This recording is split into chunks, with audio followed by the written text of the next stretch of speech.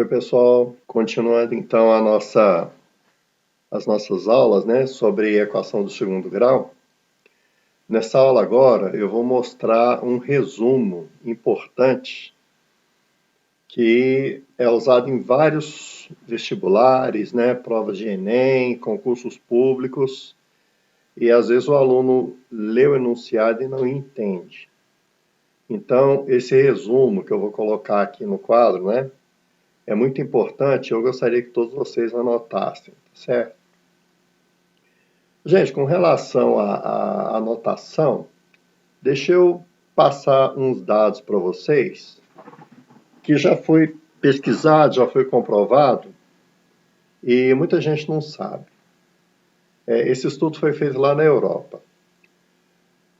Eles pegaram alguns alunos e deram uma palestra para eles, e o primeiro grupo só podia escutar, não podia anotar nada, era só escutar.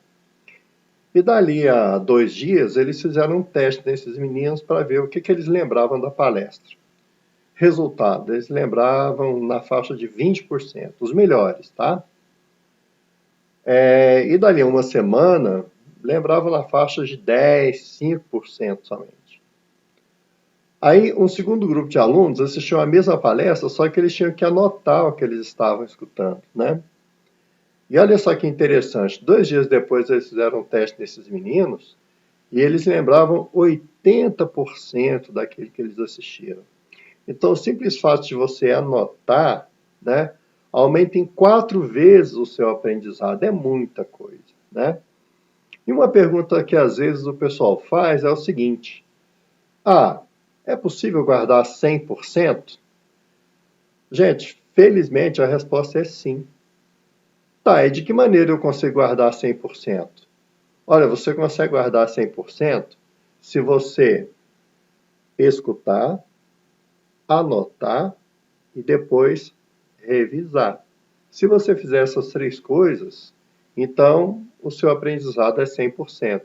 Por isso que eu fico toda vez nesses vídeos, né, nessas aulas, insistindo para que vocês não fiquem passivamente assistindo a aula e sempre tomem anotações, ok? Bom, então vamos lá falar sobre o resumo importante dessa aula, que é falar sobre a respeito do sinal do delta. Então vamos começar o resumo. Primeira coisa, nós estamos estudando a equação do segundo grau. Como é que são as equações do segundo grau, né? São equações do tipo ax2 mais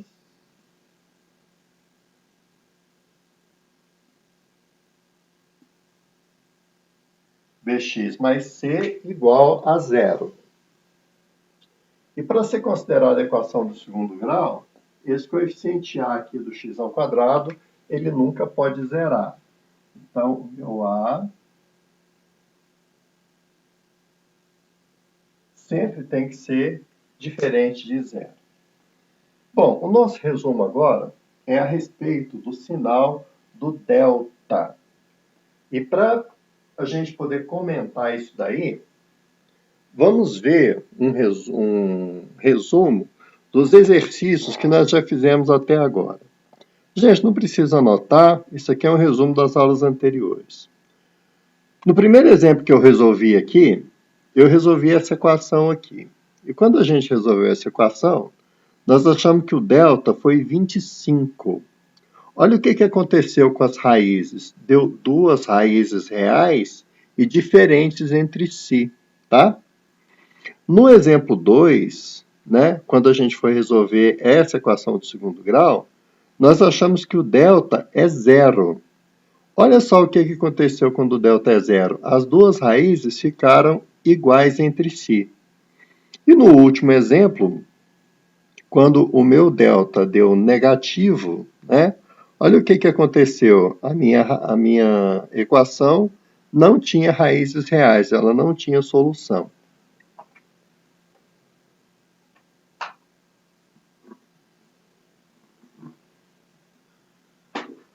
Vamos relembrar um pouco, gente, as aulas lá de português, né? O que significa a palavra discriminar, né? Discriminar significa isolar, separar, né? Então, se o delta é um discriminante, é porque ele é um separante, né? Ele separa as equações do segundo grau em 3 tipos diferentes, tá certo? Então, ele classifica as equações do segundo grau em 3 tipos diferentes. Sempre que o seu delta for positivo, eu calculei o delta e o delta deu 7. Eu calculei o delta deu 15. Delta positivo. Então, as suas raízes sempre vão ser diferentes uma da outra, tá certo? Agora, se você calcular o delta e ele der 0, significa que as duas raízes serão sempre iguais. Eu achei uma raiz 4, a outra também vai ser 4. Eu achei uma raiz 7, a outra também vai ser 7, tá certo? E quando o delta seu for negativo, eu calculei o delta deu menos 8. O delta deu menos 15. Gente, delta negativo significa que a sua equação não vai ter soluções reais. Então, qual que é a importância do delta? Ele divide as equações do segundo grau em 3 tipos diferentes, tá certo? Isso aí é um negócio muito importante e a gente tem que anotar. Então, vamos lá. Se o meu delta for positivo, o que acontece com a minha equação? Ela sempre vai ter duas raízes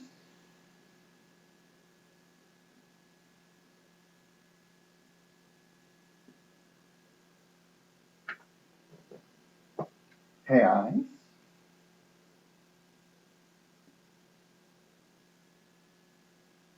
e distintas.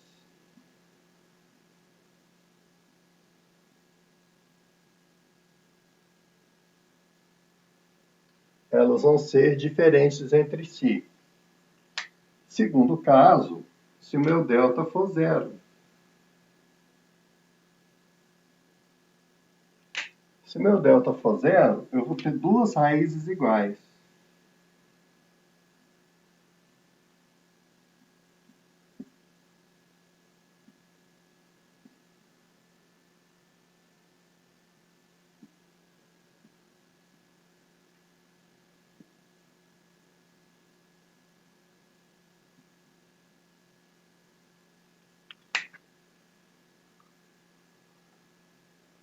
Vamos pegar o resumo de novo? Tá vendo aqui quando o delta é 0, né? Então, essa raiz aqui, ó, que é o menos 5/3, ela é raiz duas vezes. Então, eu chamo esse tipo de raiz dupla. Então, vamos anotar isso aqui, ó. São duas raízes reais e iguais, ou uma raiz dupla.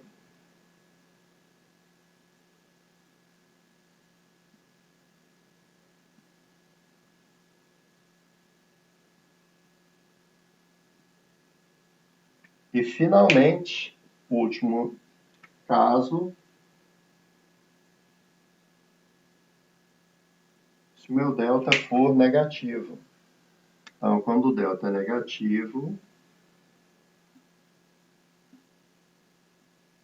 não tem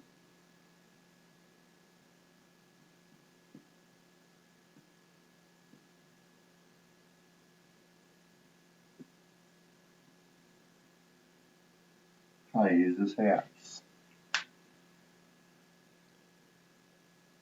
Então, o delta tem esse nome de discriminante, porque ele é um separante. Ele separa, ele divide as equações do segundo grau em 3 tipos diferentes, né? Quando ele é positivo, sempre tem duas raízes reais e diferentes. Quando ele é 0, as duas raízes serão sempre iguais. E, finalmente, quando ele for negativo, a equação não vai ter raízes reais.